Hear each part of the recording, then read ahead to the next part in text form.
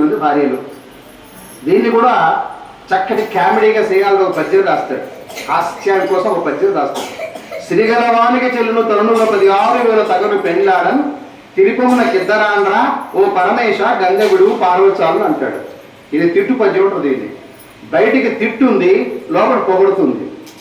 అయ్యా, శ్రీకృష్ణుడి కంటే బాగా డబ్బుంది కాబట్టి, ఎక్కువ ఐశ్వర్యం ఉంది కాబట్టి ఆయన 16,000 మందిని పెళ్లి చేసుకున్నా పోషించగలిగిన సామర్థ్యం ఆయనకున్నది.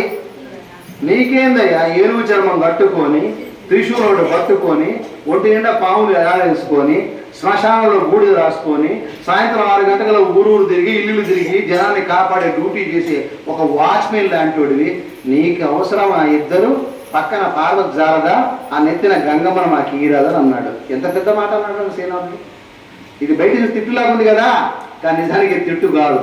ఎందుకంటే ఆనాడు ఆయన పల్నాడు సీమలో వ్యవసాయం చేస్తే పంటలు పండక భూమి శిస్తు కట్టలేకపోయాడు. కట్టలేకపోయేసరికి రాజభట్లు వచ్చి పట్టుకొని చెండాలు ఊటెట్టు కూడాతో దెబ్బలు కొడతా ఉన్నావు శ్రీనాథుని.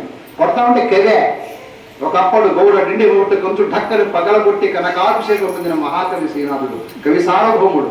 కానీ ఆయన చేసిన